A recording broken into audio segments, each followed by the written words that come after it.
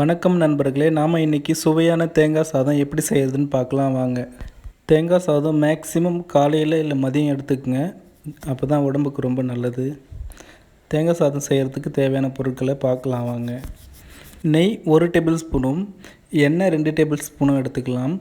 Next பார்த்திங்கன்னா கடலைப்பருப்பு 2 spoon, உளுத்தம்பருப்பு 2 ஸ்பூன் அண்டு சீரகம் 1 ஸ்பூன், கடுகு 1/2 டீஸ்பூன், முந்திரி பருப்பு 5, 1 பச்சை மிளகாய் கட் பண்ணி வச்சுருக்கேன், 2 காஞ்ச மிளகாய், கொஞ்சம் இஞ்சி, கருவேப்பிலை, துருகி வச்சுருக்க தேங்காய், உப்பு, சாதம் வடித்து ஆற வச்சுருக்கோம்.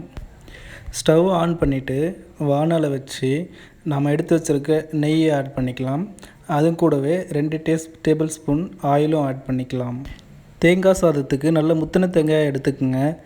எலசு தேங்காவோ இல்லைனா ரொம்ப காஞ்ச தேங்காவோ எடுத்திங்கன்னா தேங்காய் சாதத்துக்கு அந்த டேஸ்ட்டு வராது. அதனால் நல்ல முத்தின தேங்காய், தண்ணி ஆடுற தேங்காவாக பார்த்து எடுத்து நல்லா துருவி வச்சுக்கோங்க. எண்ணெய் காஞ்சதுக்கப்புறம் பார்த்திங்கன்னா நம்ம எடுத்து வச்சுருக்க கடலைப்பருப்பை ஆட் பண்ணிக்கலாம். அதுவும் கூடவே உளுத்தம்பருப்பும் ஆட் பண்ணிக்கலாம். ரெண்டும் கொஞ்சம் லேசாக கிளறி விட்டுட்டு கொஞ்சமாக வதங்க விடணும். ரொம்ப தீய விட்டுறக்கூடாது.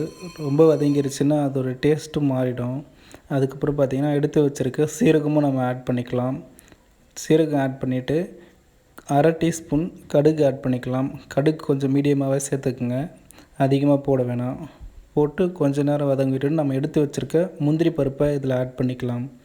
அதுக்கப்புறம் பார்த்திங்கன்னா நம்ம எடுத்து வச்சுருக்க பச்சை மிளகாய், இஞ்சி, காஞ்ச மிளகாய் எல்லாம் கொட்டி ஒரு 5 இதழ் கருவேப்பிலையை நம்ம போட்டு கொஞ்சம் மிக்ஸ் பண்ணிக்கலாம். மீடியமாக ஒரு பொன்னிறத்தில் வதங்குற வரைக்கும் வதக்கிட்டு நம்ம துருவி வச்சுருக்க தேங்காயை இதில் ஆட் பண்ணிக்கலாம். ஸ்டவ் வந்து பார்த்திங்கன்னா ஒரு லோ ஃப்ளேம்லேயே வச்சு தேங்காயை வதக்குங்க. ஹை ஃப்ளேமில் வச்சு வதக்க வேண்டாம். வதக்கி கொஞ்சம் நல்லா கிளறி விட்டுக்குங்க. 1 நிமிஷம் இல்லை 2 நிமிஷம் வதங்கினா போதும், ரொம்பவும் வதங்கக்கூடாது. அடுத்து மீடியமான அளவுக்கு நம்ம உப்பு ஆட் பண்ணிக்கலாம். உப்பு கொஞ்சம் மீடியமாகவே ஆட் பண்ணிக்கோங்க. பத்தலைன்னா சாதம் கிளறும்போது நம்ம ஆட் பண்ணிக்கலாம். இப்போ ஸ்டவ் ஆஃப் பண்ணிவிட்டு ஒரு 5 நிமிஷம் நம்ம இதை ஆற விடலாம். ஆற விட்டதுக்கப்புறம் நம்ம வடித்து வச்சுருக்க சாதத்தை மிக்ஸ் பண்ணி கிளறிக்கலாம். சாதம் தேவையான அளவு மட்டும் போட்டுக்குங்க. அதிகமாக போட்டிங்கன்னா அந்த தேங்காய் சாதம் ஃப்ளேவர் நமக்கு கிடைக்காது. அதனால் சாதம் மீடியமாகவே போட்டு நல்லா கிளறி விட்டுக்குங்க. உப்பும் கொஞ்சம் செக் பண்ணிக்கோங்க. உப்பு கரெக்டாக இருந்துச்சுன்னா ஓகே, இல்லைனா உப்பும் போட்டு நல்லா மிக்ஸ் பண்ணிக்கோங்க. தேங்காய் சாப்பிட்றதுனால நம்ம உடம்புக்கு அதிக அளவில் நன்மை இருக்குது. தேங்காய் சாப்பிட்றதுனால நம்ம பாடி ஸ்கின்னுக்கு ரொம்பவே நல்லது. அது மட்டும் இல்லை, தேங்காய் சாப்பிட்றதுனால நம்மளுடைய வாய்ப்புண் மற்றும் குடல் புண் வருவதை தவிர்க்கலாம். அதனால் தேங்காவோ அல்லது தேங்காய் சாதமாவோ வாரத்துக்கு ஒரு முறை காலையில் உணவாக எடுத்துக்குங்க. இந்த வீடியோ பிடிச்சிருந்தால் லைக் பண்ணுங்கள் அண்டு மறக்காமல் நம்ம சேனலுக்கு சப்போர்ட் பண்ணி சப்ஸ்கிரைப் பண்ணுங்கள். அவ்வளோதாங்க, அருமையான தேங்காய் சாதம் ரெடி.